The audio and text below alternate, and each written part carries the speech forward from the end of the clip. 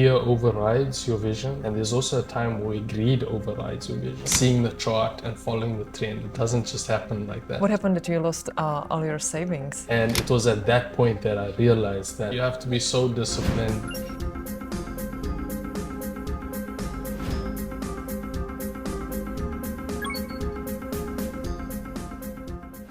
Welcome to our interview. Since we are on our global journey, I'm happy to see here Zach, who's from South Africa, our successful trader. Hello, Zach. Welcome to the interview. Thank you for having me, Lenka. It's been such an honor to be here. Thank you for the opportunity. It's a pleasure meeting you in person. Likewise. Finally. Tell me, how did you get into trading? We were a bunch of guys at work, and everyone was just into this whole, trading, and what is trading? Mm-hmm. And then I was listening, and it caught my attention. Eventually, it was a time just before the pandemic hit, and the guys were, interesting enough. They showed me their accounts and they were actually making money. Mm-hmm. And I thought, wow, maybe that could be me. And then obviously attempted it, but then beginner's luck, made some money, and eventually lost some money too. Mm-hmm. What happened that you lost all your savings? So yeah, all my savings were gone because, I thought it was a quick scheme, and it's not. It's not. You have to be so disciplined in what you do when it comes to trading. It's not just about seeing the chart and following the trend. It doesn't just happen like that. I think it boils down to internal discipline. And if you don't have a plan, you are planning to fail. Absolutely. I know that you mentioned that you were trading oil at that time, right? At the time, it was oil, yes. And it was probably the scariest thing that happened to me because it was initially just before lockdown. Mm-hmm. And what happened was, oil was at a point, it was just going up, and then all of a sudden it took a huge U-turn. And as a beginner trader, you're always trying to catch the low to reverse on the chart and, flip up. You think that's going to happen.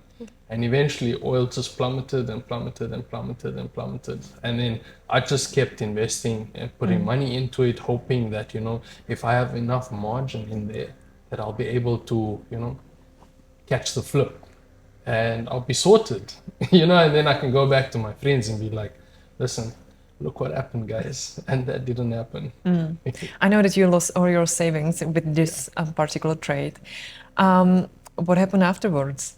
So eventually I took a break from trading. I just took a step back and I told myself that, just as you would go to varsity, you need to spend time on the charts. It's not just about catching the blue pip or the blue bar or the red bar, however you want to color it. It's green or red. It's your personal preference. But eventually what would happen is you need to spend time on the chart, figure out what's happening. There's a lot of professional language that we could use when it comes to trading, but if you don't understand the fundamentals of trading, your basic price action, etc., you don't have a plan. You don't have a plan. You have been trading with Fotraders for some time already. How did you get into prop trading? So a friend of mine actually introduced Fotraders to me, and what happened was he's like, listen, you are never going to flip your own account. Why don't you, take out a prop firm? It's a challenge. But he also mentioned that it was the most challenging. And I was up for the challenge, and I just decided, you know what, let's give it a try. And then eventually I bought a couple of challenges. I think straight off the bat, I bought a 100K challenge, two-step challenge. It was going well for quite some time. But again, the mentality switch of trying to flip an account doesn't happen because Fotraders implements strict rules. But it's the strict rules that make you profitable at the end of the day. Nice one. And why did you choose Fotraders? Later on, discovering Fotraders, I realized that, as much as Fotraders is difficult, they implement so much fundamental rules within your trading career or your journey. It's just to some point that you have to stick to the rules. You have to be persistent. You have to be disciplined. And in Fotraders marketing videos, you'll see that they're very family orientated. And I feel that just as family would have rules, Fotraders has rules. No trader likes rules because we always want to stick, we want to flip accounts quickly and we want to make a killing out here. But I feel the only way to become a successful trader is by being consistent with your small marginal gains. We always say that the risk of 1 to 2 is the perfect way. It's not about catching a 1 to 6 or 1 to 8. It just depends on you as a trader to obviously move your stop loss, etc., hit your TPs, but remain grounded in your rules. And Fotraders is outstanding in that. I think their support structure doesn't matter who you are. I think they'll look out for you and they definitely come back to you and say, listen, how can we help you? And I think that's, for me, a prop firm that stands out above everyone else. In my opinion, that's how I feel. It's very nice to hear it. Thank you. Yeah. You mentioned fundamental rules. What are the most important rules that you follow in your trading? It must be risk management. I think when you've mastered risk management, you know when to cut your losses. And just as in life in general, when it comes to trading, you need to know when to step back, because then you deal with the psychology of greed, fear, all of that. You alleviate all of that, because once you put that in place, your risk management, you can easily step away from something and it won't be a loss. A lot of people consider stop loss a loss, but it's not. It's basically just you trying to protect your capital. And if you can protect your capital, being a trader, I think you'll be outstanding. Absolutely. You mentioned also consistency and discipline. How do you stay disciplined? Sure. It's very difficult to stay disciplined. I think we're always flabbergasted with the lifestyle that the gurus portray to us. It's the Lambos, the big houses, and it's not about that. Eventually, I think consistency just means that, 1 to 2, hit your goal, step away. If you've reached your goal for the day, step away.